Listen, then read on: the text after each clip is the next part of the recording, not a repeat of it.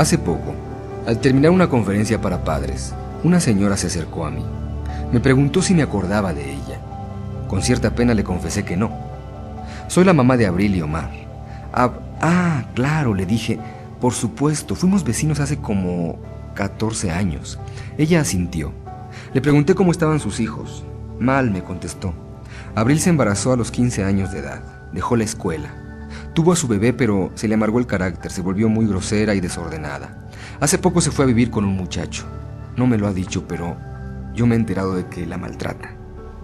Moví la cabeza consternado. ¿Y Omar?, le pregunté. También dejó la escuela. Entró a un grupo de rock, toca la batería, no hace otra cosa. Como se desvela todas las noches y toma mucho alcohol, duerme casi todo el día. ¿Sabe? Yo siempre estuve consciente de haber cometido muchos errores en su educación, pero hoy en la conferencia entendí que solo cometí uno, del que se desprenden todos los demás. Nunca les di un código de honor. Puse una mano sobre la de ella y le dije que aún estaba a tiempo, que siempre es posible rectificar los parámetros de la vida y comenzar una nueva etapa. Mi ex vecina negó con la cabeza, comenzó a llorar, dio la media vuelta y se fue.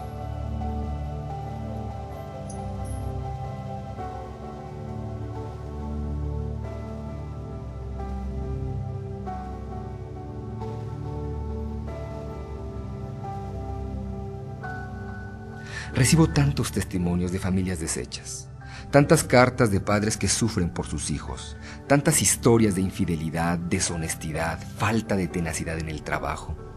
Estamos viviendo una época de grandes avances tecnológicos, pero al mismo tiempo sufrimos la invasión de múltiples filosofías contradictorias que producen relativismo, anarquía y caos. En los testimonios que recibo, lectores de mis libros me hablan de cómo los maestros en bachilleratos son amenazados por alumnos, de cómo una gran cantidad de estudiantes traen consigo armas punzocortantes, de cómo se ha incrementado la venta de productos pornográficos, de cómo los jóvenes ahora tienen relaciones sexuales en lugares semipúblicos con toda rapidez, de cómo es cada vez más fácil conseguir droga en los bares y discotecas y cómo muchos homosexuales reclutan jovencitos provocándoles un morbo sexual prematuro. Incluso debo decir que hace poco, en una ciudad de California, el director de un colegio que me había contratado para impartir una conferencia me confesó, antes del evento, que el problema más urgente en ese colegio no era la droga o las relaciones sexuales, sino la epidemia de SIDA que se había desatado entre los estudiantes. Hay una realidad que no puede cuestionarse. La televisión y los amigos tienen un mayor grado de influencia en la conducta de los jóvenes que sus mismos padres o maestros. Por eso, la aplastante mayoría tienen relaciones sexuales antes de los 20 años. Por eso el consumo de alcohol y del tabaco se ha multiplicado de forma alarmante en la última década. Por eso las familias están en crisis. La deserción escolar, el vandalismo y la inseguridad social han alcanzado niveles exorbitantes. Solo tenemos que ver las noticias de cada día para comprobarlo. No estoy inventando nada, ni pretendo ser alarmista, pero el panorama social del inicio del siglo XXI es muy complejo. Y hay algo que empeora todavía más las cosas.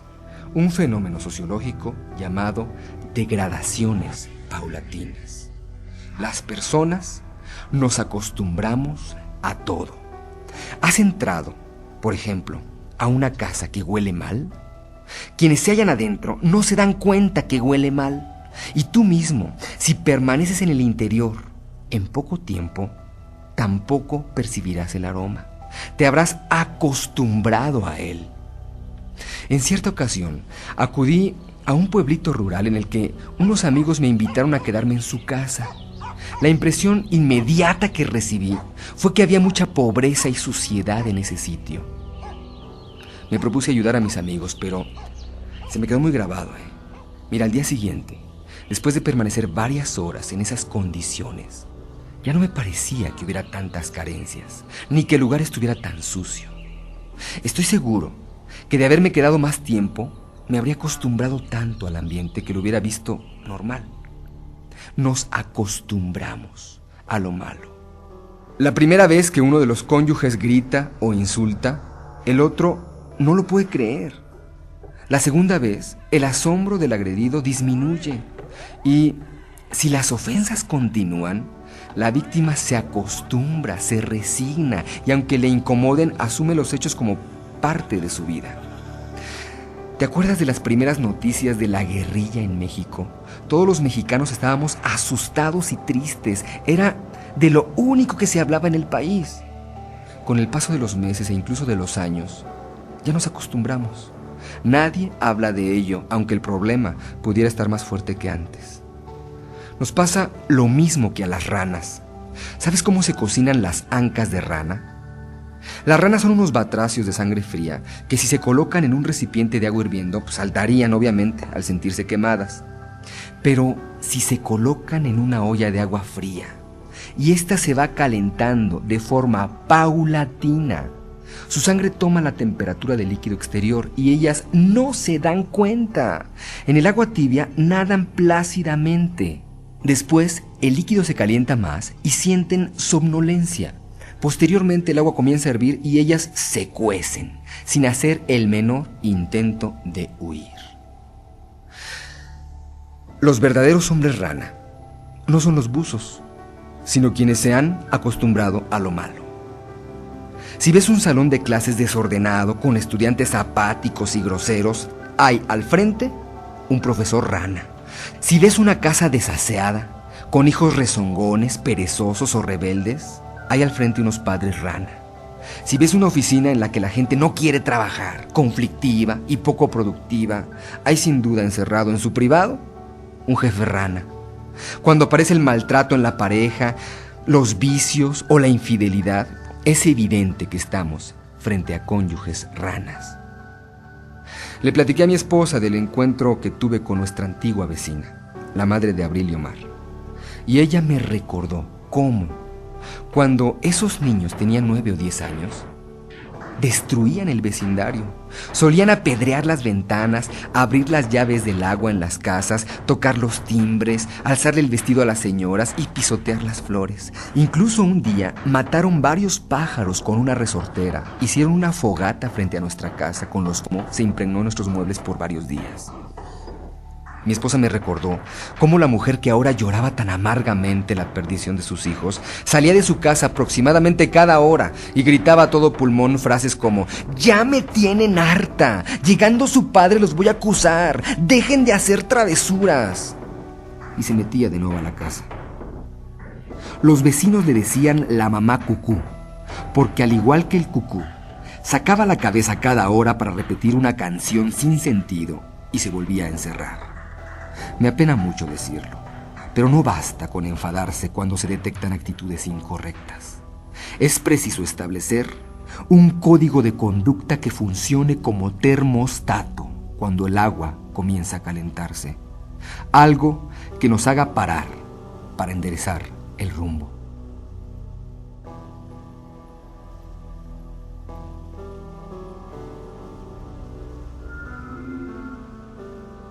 Amigo, amiga, que estás escuchando, estamos iniciando una nueva etapa en la historia de la humanidad.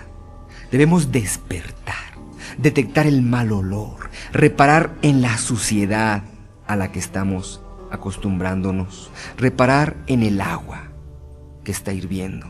Cuando le preguntaron a un congresista que había votado a favor de la legalización de la droga en Holanda si con ello estaba diciendo que la droga era buena, él dijo: no, yo no estoy diciendo que la droga sea buena, ni los congresistas que votamos a favor lo creemos. Solo pensamos que la droga debe estar permitida, lo cual significa que ahora te toca a ti decidir si es buena o no. En este siglo XXI habrá cada vez más cosas permitidas. Ahora le toca a mi hijo y a tu hijo decidir lo que es bueno para él. Mira, siempre ha existido pornografía. Si eres un adulto, tal vez recuerdes que en tus años de estudiante había revistas, pero ni el material era tan abundante, ni era tan sucio como el de ahora.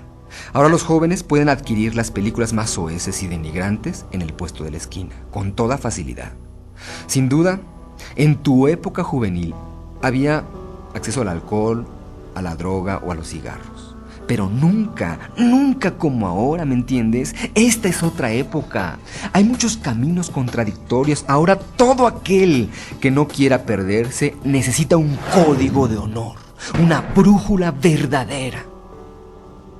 Yo he tenido el privilegio de participar como parte del grupo de investigadores del Sistema Educativo Desarrollo Máximo de Facultades en el Instituto para el Desarrollo de Niños con Alto Potencial. Este sistema pretende llevar a niveles superiores el talento y la inteligencia de los niños normales. El sistema consta de 3 programas y 15 técnicas que he publicado detalladamente en un libro que se llama Dirigentes del Mundo Futuro. Uno de los programas del instituto declara que sin lugar a dudas, el punto más importante a enfatizar en la educación del siglo XXI es la formación del carácter. No tanto la adquisición de conocimiento, sino la formación del carácter. No hace mucho, se estaba llevando a cabo una competencia de natación en el instituto. Estaban las tribunas llenas, los jueces de línea, los competidores listos en cada hit, cuando de pronto me avisaron que un niño de 7 años se había ido a esconder al baño. Fui a buscarlo. En efecto, se trataba de un alumno sobresaliente, que presa del pánico escénico había optado por esconderse. Le pregunté, ¿qué haces aquí? ¿Qué te pasa? Y él me dijo, profesor, es que no quiero nadar, no me gusta el agua, detesto las competencias de natación. Lo abracé por la espalda y me puse en cuclillas para verlo a la cara. Le dije, mira, aquí no se trata de competir en natación. La natación es lo que menos me interesa. ¿Sabes qué me interesa? Tu carácter.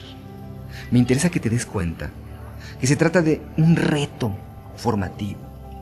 Hay personas cuyo carácter es tan débil que ante cualquier presión se esconden, lloran, fuman, toman pastillas tranquilizantes. Y en cambio hay otras que levantan la cara, abren la puerta y enfrentan el reto. Esas son las triunfadoras. Si sales de este escondite y haces tu mejor esfuerzo, aunque no ganes la carrera, estarás forjando tu carácter, ¿me entiendes? Y con ello te estarás convirtiendo en un triunfador. El niño de 7 años comprendió a la perfección. Levantó la cara y temblando de miedo salió. Salió a enfrentarse con su reto. Llegó a la alberca, tomó su puesto y en cuanto le dieron la señal, se arrojó al agua y nadó con todas sus fuerzas. Para nuestra sorpresa, ganó el hit. Lo levantamos en hombros, le aplaudimos, lo felicitamos. Él estaba colorado, con una sonrisa enorme.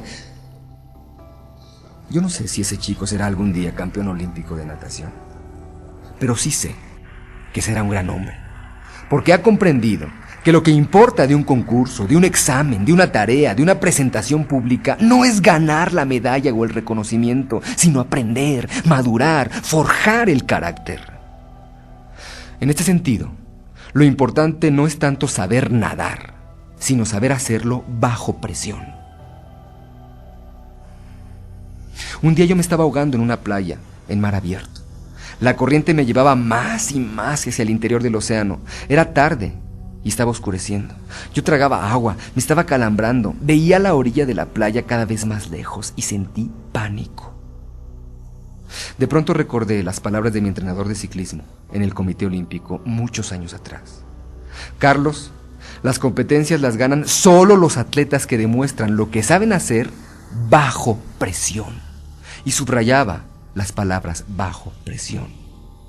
Reviví mentalmente entonces el estrés de los campeonatos, el público, los periodistas, los contrincantes y recordé que gran parte del éxito recaía siempre en la concentración mental y en el control de los nervios. Relájate, me dije, y deja de luchar contra la corriente. Concéntrate en el oleaje y en tu cuerpo. Respira hondo y nada con ritmo en el momento adecuado. Así fue como logré salir con vida después de casi 90 minutos.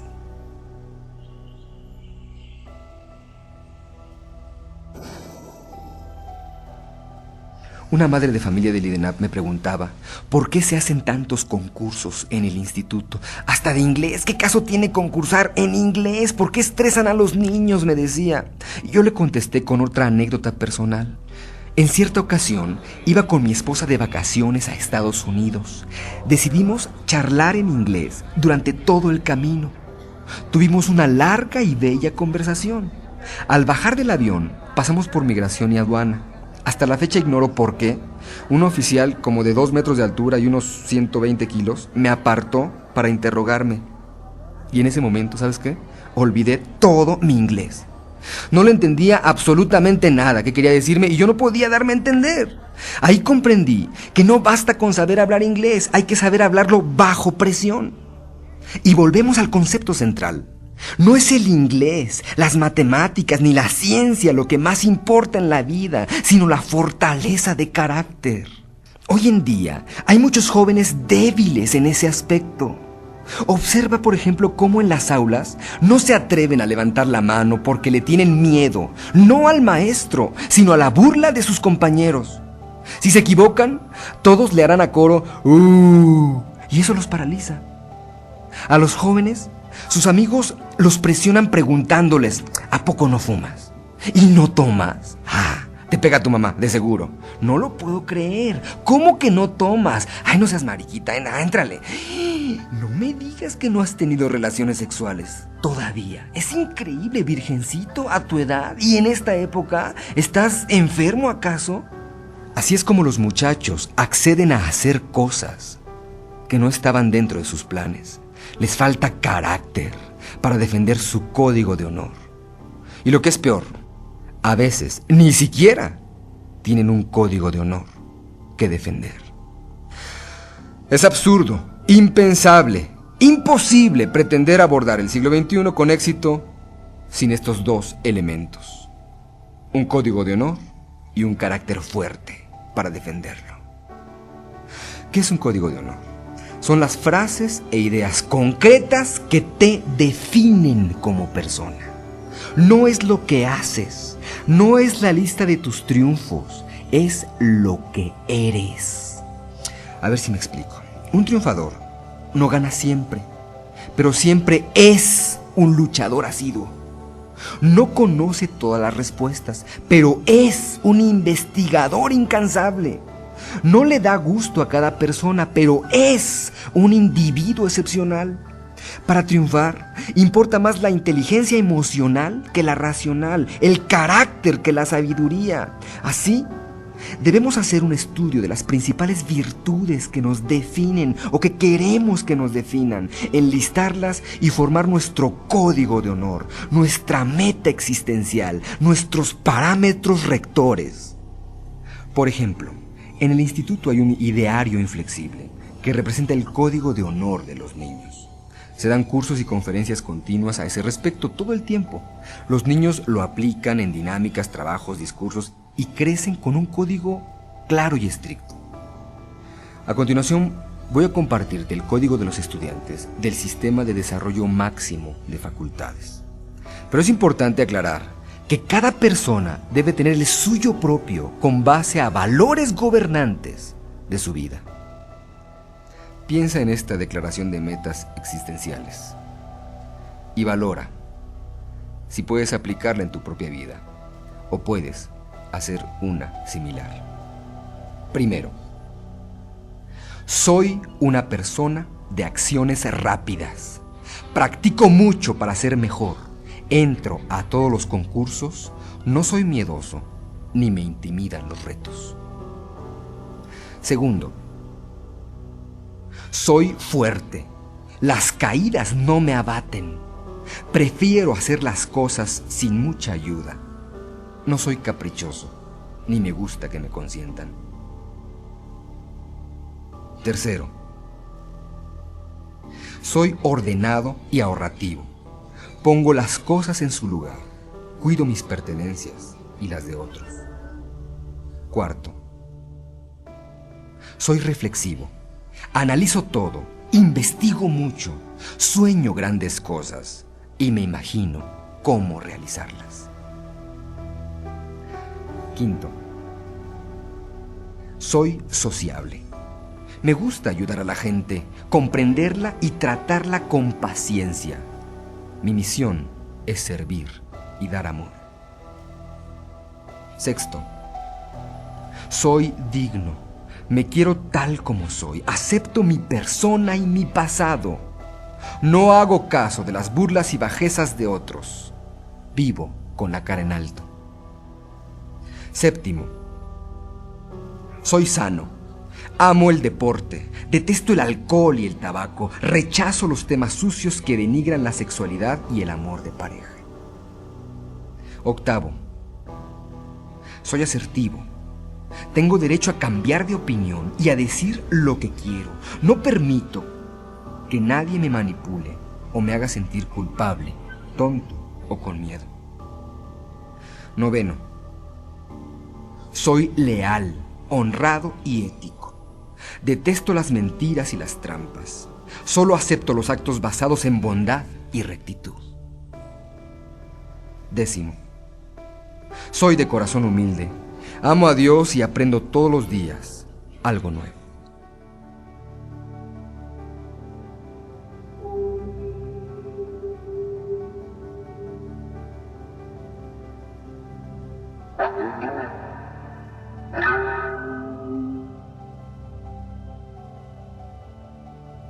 La crisis moral siempre ha existido, desde que el hombre pisó la faz de la tierra, y siempre existirá mientras haya seres humanos.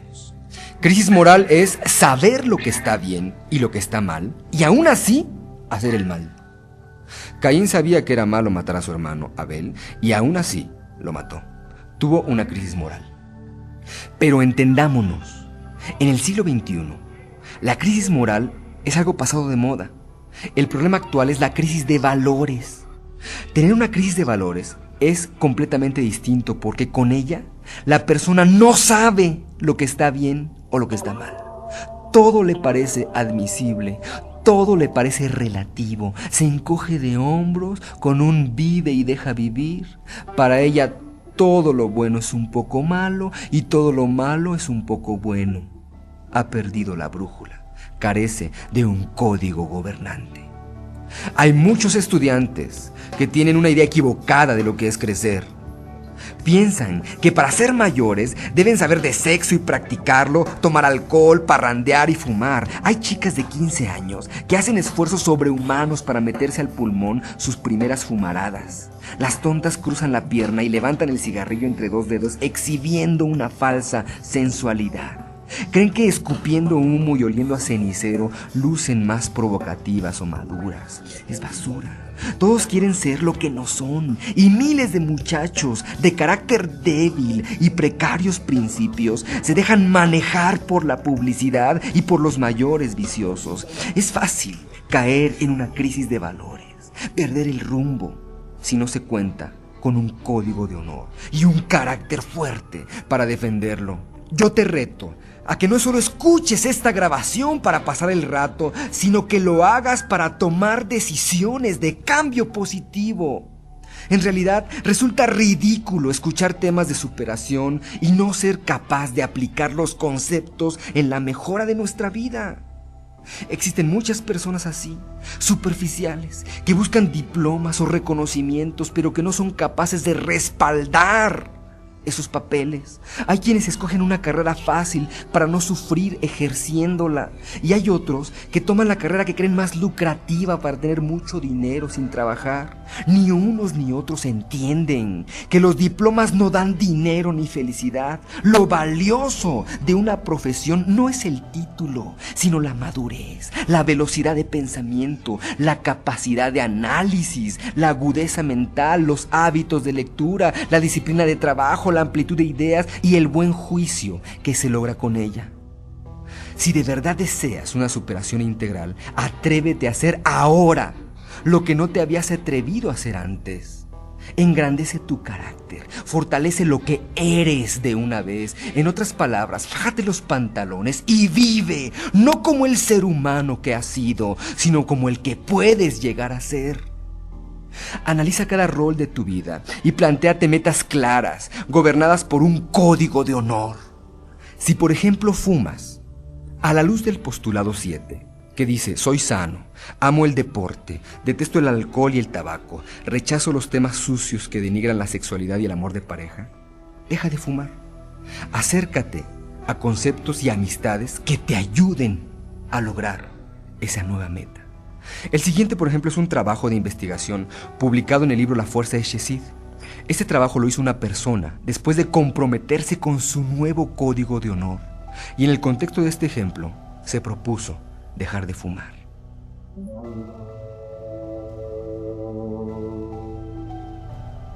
El cigarro es una de las 2 drogas mundialmente permitidas. La otra es el alcohol. Y causa enormes daños a la población. La adicción al tabaco es considerada como una epidemia mundial, que por desgracia no es causado por ningún virus o bacteria. El vicio de fumar se produce porque la nicotina tarda, una vez inhalada, de 2 a 3 segundos en llegar al cerebro.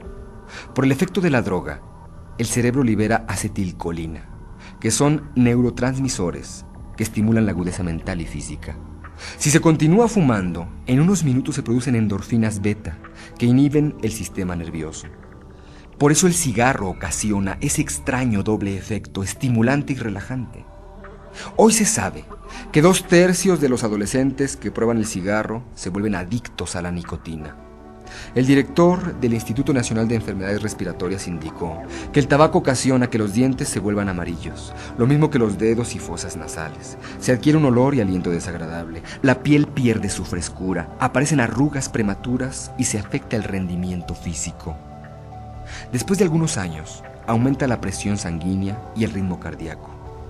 Todo lo anterior da pie a enfermedades crónico-degenerativas como enfisema pulmonar, oclusión arterial, padecimientos metabólicos, alteraciones digestivas, alteraciones del sistema nervioso y de los músculos, influenza, neumonía, infartos, cáncer de pulmón, vejiga, cérvix, páncreas, esófago y boca. Además, estudios recientes afirman que la nicotina produce más adicción que el alcohol, la cocaína o la heroína. Por eso los mítines más sangrientos en las cárceles han ocurrido cuando se ha restringido el uso del cigarro. El cuadro anterior motiva un gran reto para todos los fumadores: dejar ese veneno de una vez y para siempre. De la misma forma, suscita una aseveración directa para el joven que aún no fuma. Solo siendo un estúpido inconsciente se puede comenzar a hacerlo sabiendo lo malo que es. A partir de hoy voy a declararle la guerra al tabaco. Me atreveré a ser distinto. No fumaré solo porque mis padres, mis hermanos o mis amigos lo hacen. Me distinguiré por un criterio superior, encaminado a ser una persona sana, próspera y fuerte. Lo grabaré con letras de fuego en el corazón. No fumaré nunca más, ni me dejaré llevar por hábitos destructivos. Elegiré adecuadamente a mis amigos, porque al final seré el reflejo de los hábitos que aprendí y adopté de ellos.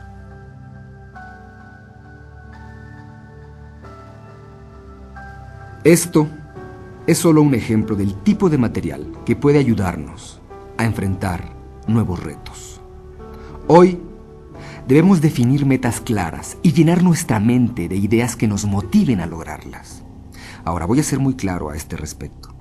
La mayoría de nosotros, cuando escuchamos una conferencia, solemos asumir el papel de jueces. Nuestro análisis tiende a ser racional, no vivencial. Es decir, criticamos el material, calificamos la elocuencia del orador, aprendemos una que otra frase para repetirla después, pero nada más. Por eso, hay tanto material de superación que aparentemente no funciona. La gente lo juzga, pero no se compromete con él.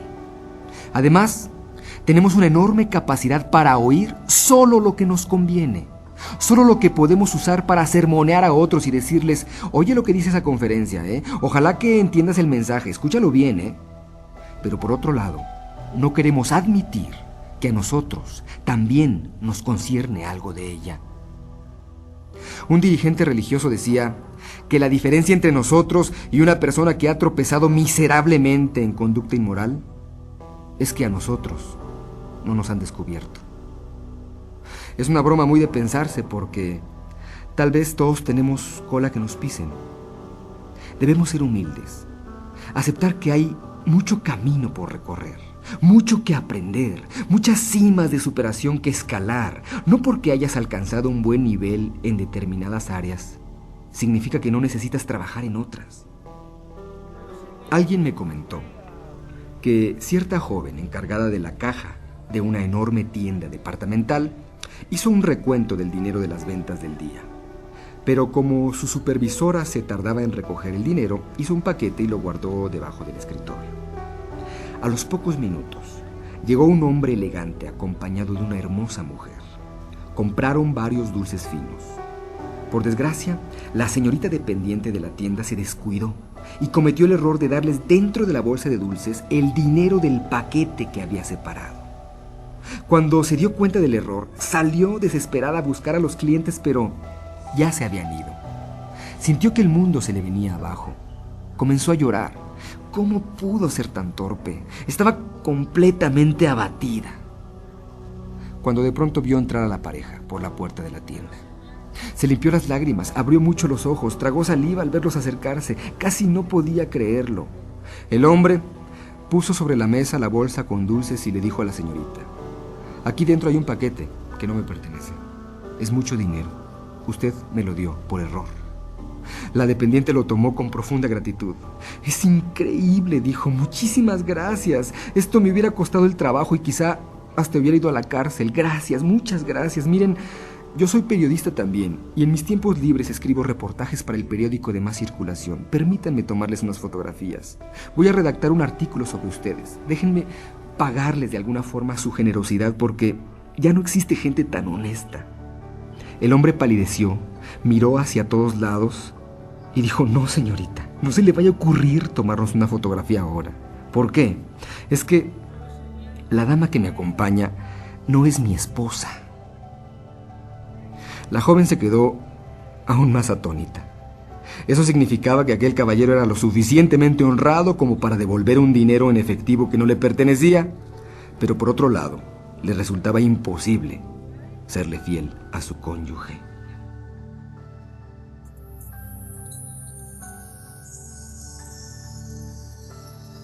En el libro La fuerza de Shezid, relato cómo un señor veía con sus hijos una película sobre aeropiratas. La cinta trataba sobre un avión secuestrado por terroristas, en donde los raptores exigían la liberación de unos presos políticos y mataban a sangre fría un rehén cada hora.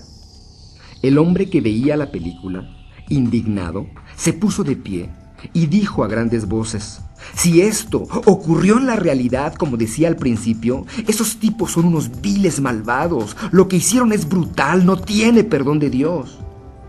Pero los hijos de aquel hombre no hicieron ningún comentario, porque su padre se indignaba con la crueldad de una película e incluso donaba dinero a los orfanatorios, pero, por otro lado, en su trato diario, era cruel e hiriente con su familia.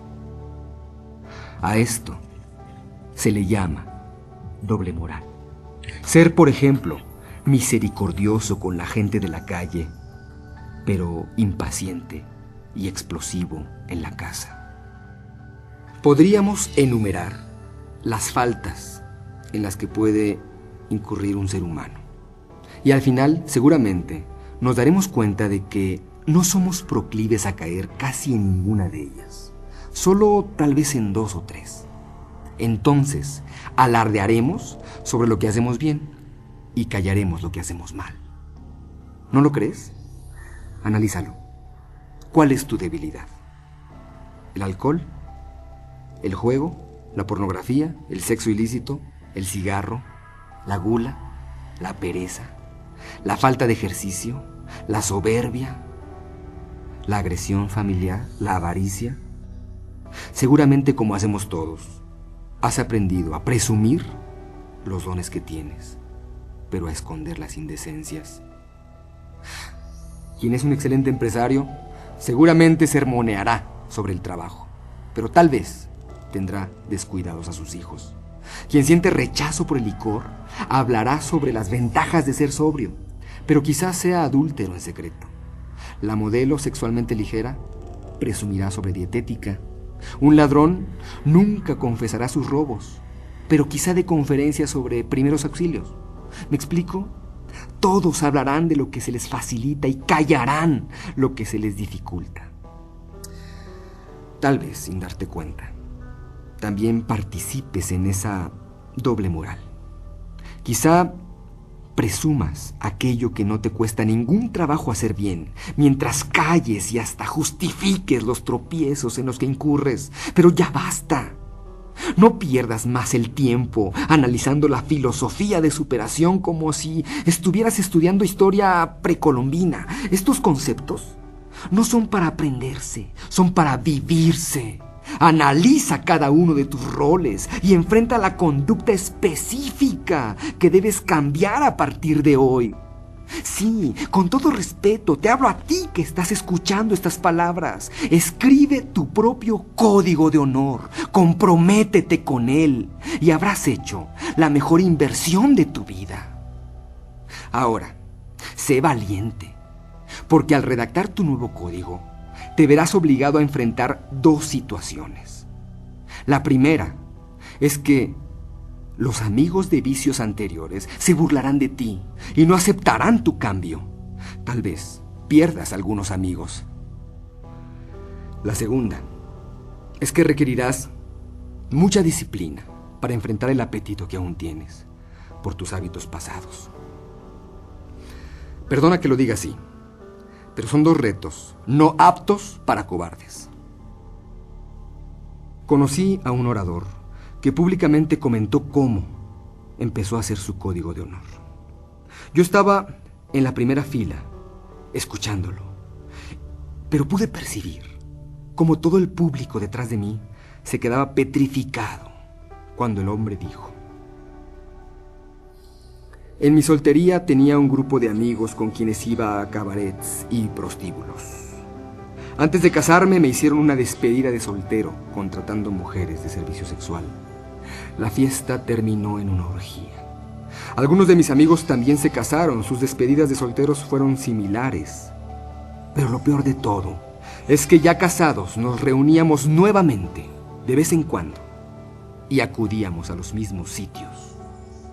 Una madrugada, llegué a mi casa a hurtadillas, después de haber estado con una prostituta, y encontré a mi esposa despierta, atendiendo a nuestro hijo de 5 años que estaba muy enfermo. Ella no me preguntó de dónde venía yo. Solo me dio la bolsa con hielos para que siguiera aplicándosela a la cabeza de nuestro hijo, mientras ella iba a llamar por teléfono al servicio de urgencias. En cuanto estuve solo con mi hijo, acariciándole su cara hirviente, sentí un quebrantamiento interior. Me di cuenta de mi vileza, de mi suciedad, de mi falta de integridad. Toda la gente sabía que yo era un hombre de negocios importante, un hombre atlético y optimista. Yo mismo lo creía. Pero tocando la cabeza de mi hijo me di cuenta que en realidad era un embustero miserable. Tuve ganas de abofetearme, de golpear mi puño en la pared, de blasfemar por mi falta de carácter. Pero me limité a agachar la cabeza y a respirar hondo. Necesitaba un código de honor, metas existenciales que me dignificaran, pautas de conducta que definieran mi integridad y por las cuales estuviera dispuesto a luchar a muerte si fuera necesario. Un hombre sin estas pautas de vida no es hombre. Es solo un animal instintivo, un ser rudimentario y débil, juguete del destino, un trozo de papel al aire. Al día siguiente llamé a mis amigos y les dije que había decidido no volver a acudir a los burdeles. Algunos se rieron abiertamente y otros me dijeron que nadie me obligaba a ir. Pero varias semanas después me volvieron a invitar. Les recordé mi decisión y me dijeron que solo iríamos a cenar a un restaurante. Acepté salir con ellos, pero en el camino me di cuenta que íbamos de nuevo a un table dance. No, les dije, estoy decidido a no regresar ahí. Lo hago por respeto a mi familia, pero sobre todo por respeto a mí mismo. ¿Qué te pasa?, me dijeron. No seas ridículo. ¿Te volviste religioso o qué? Deja esas tonterías. No tiene nada de malo lo que hacemos. Piensen lo que quieran, les dije, pero yo me bajo en la esquina. Tomaré un taxi de regreso a mi casa. ¿De veras? ¿Quieres que te bajemos? Sí, por favor. El conductor detuvo el coche en la esquina como para probarme, y yo me bajé. Mis amigos se quedaron asombrados. Arrancaron el carro, pero regresaron por mí después. Me invitaron a subir de nuevo y me llevaron a mi casa. Nadie habló durante el trayecto. Esa noche perdí a mis amigos. No han vuelto a llamarme, y me duele mucho. Pero, por otro lado, gané el inicio de un código de honor que desde entonces he ido enriqueciendo, un código que me define como ser humano y del cual me siento muy orgulloso. Cierto filósofo decía que el siglo XXI es el siglo en el que la humanidad debe reencontrarse con los principios éticos si es que queremos que exista el siglo XXII. Estamos iniciando una nueva etapa. No nos comportemos como hombres rana, acostumbrados a todo lo malo, sumergidos en la suciedad, cocinándonos mientras el agua hierve alrededor. Tú puedes tener un código que te dé fortaleza, que te haga diferente a los demás. Puedes ser el protagonista de la nueva historia del mundo, el tipo de persona que da la pauta de cómo deben hacerse las cosas, un ser excepcional. Sin crisis moral, pero sobre todo sin crisis de valores. Alguien cuyo código de honor sea tan fuerte y claro que lo lleve a convertirse en trascendente, que lo impulse como un resorte a dejar de ser la persona que era y lo lleve a ser la persona que puede llegar a ser, un ser humano de los que tanto escasean, de los que tanta falta hacen en tu familia, en tu iglesia, en tu trabajo, en tu sociedad y en tu país. Que Dios te bendiga.